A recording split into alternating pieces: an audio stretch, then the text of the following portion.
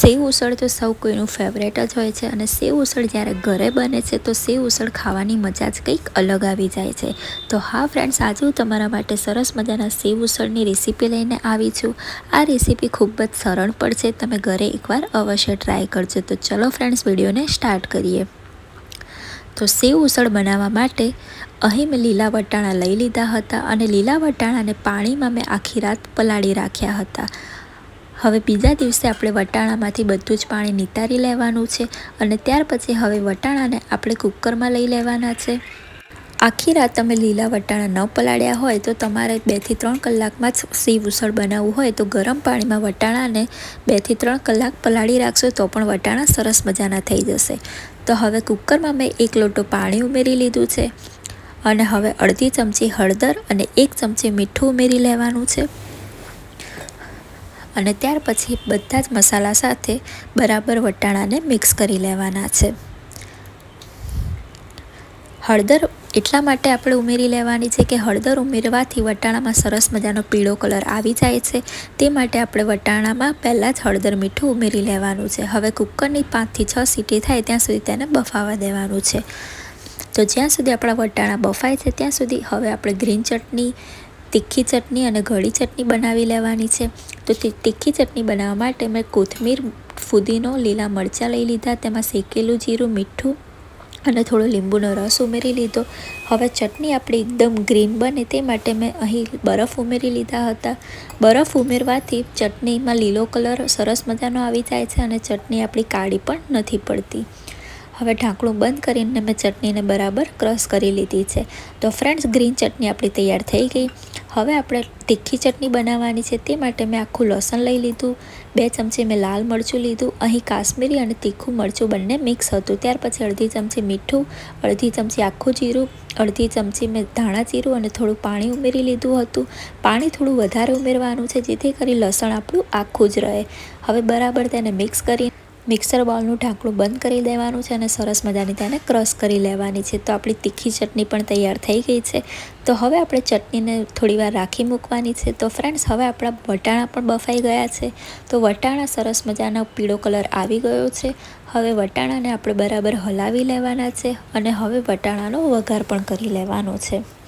તો અહીં મેં વટાણામાં થોડું પાણી ઉમેરી લીધું છે અને વટાણાને આ રીતે વલોઈ લીધા છે। તો હવે વટાણાને આપણે થોડું પાણી ઉમેરીને વલોવી લીધા છે। તો હવે તેના વઘારની રેસીપી પણ જોઈ લઈએ। તો વટાણાના વઘાર માટે અહીં મેં ડુંગળીને આ રીતે ઝીણી સુધારી લીધી છે, ટામેટાને પણ ઝીણા સુધારી લીધા છે, લીલા મરચાં, આખું લસણ, આદું, મીઠો લીમડો અને લીંબુ લઈ લીધું છે। હવે વઘાર માટે મેં એક નોનસ્ટિક પેન લીધી છે અને નોનસ્ટિક પેનમાં આપણે 4 પરી જેટલું તેલ ઉમેરી લેવાનું છે। નોનસ્ટિક પેનની જગ્યાએ તમે સાદી કઢાઈ પણ લઈ શકો છો, તેમાં પણ આ સેવ ઉસળ ખૂબ જ સરસ બનશે। તો હવે તેલને આપણે કઢાઈની ચારે બાજુ આ રીતે ફેલાવી દેવાનું છે જેથી કરી આપણું સરસ મજાનું તેલ કઢાઈમાં ગરમ પણ થઈ જાય અને શાક તેમાં ચોંટે પણ નહીં। હવે કઢાઈમાં આપણું તેલ ગરમ થઈ ગયું છે તો આપણે જે ડુંગળી ઝીણી સુધારી હતી તે પહેલાં ઉમેરી લેવાની છે અને ડુંગળીને તેલમાં શેકી લેવાની છે। ડુંગળી જ્યારે ઉમેરીએ છીએ ત્યારે ગેસ ધીમો જ રાખવાનો છે અને ધીમા ગેસે આપણે ડુંગળીને બરાબર શેકી લેવાની છે। ડુંગળીમાં થોડો બ્રાઉન કલર આવે ત્યાં સુધી તેને શેકાવા દેવાનું છે અને ત્યાર પછી તેમાં આદું અને લસણની પેસ્ટ મેં બનાવી લીધી હતી તે મેં તેમાં ઉમેરી લીધી છે અને હવે તેને પણ ડુંગળી સાથે બરાબર મિક્સ કરી લેવાની છે।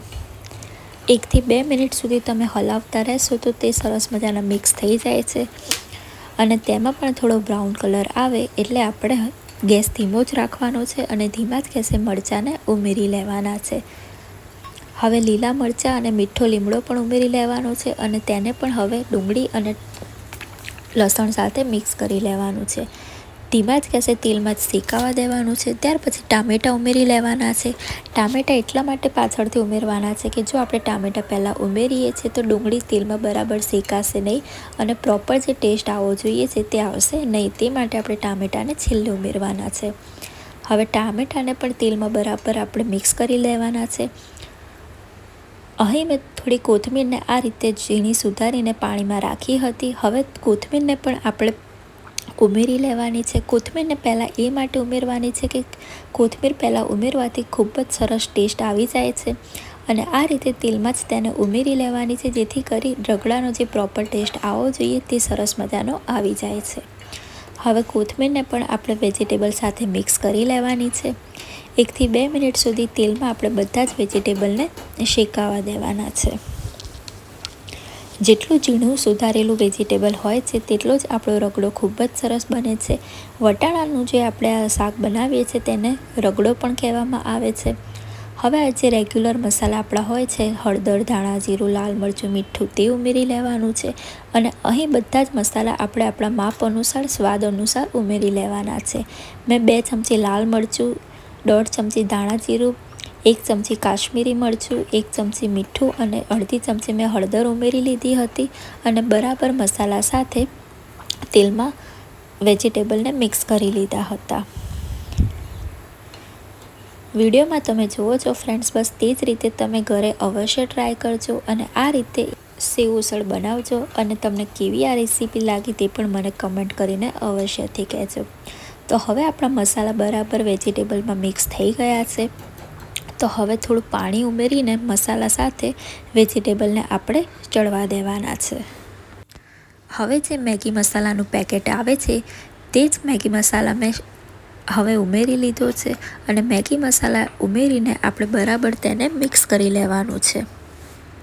અને જે મિક્સર બાઉલમાં મેં ચટણી બનાવી હતી તેમાં જ મેં થોડું પાણી ઉમેરી લીધું હતું અને તે જ પાણી મેં અહીં મસાલામાં ઉમેરી લીધું છે. તો ફ્રેન્ડ્સ, આપણો સરસ મજાનો હવે મસાલો તૈયાર થઈ ગયો છે. તો હવે મસાલાને 2 થી 3 મિનિટ આપણે આ જ રીતે શેકાવા દેવાનું છે અને ત્યાર પછી જે આપણા બાફેલા વટાણા હતા તે તેમાં ઉમેરી લેવાના છે. ચારે બાજુથી આ જ રીતે બધો જ મસાલો મિક્સ કરી લેવાનો છે, જેથી કરી આપણા મસાલામાં કલર પણ સરસ મજાનો આવી જાય અને ટેસ્ટ પણ.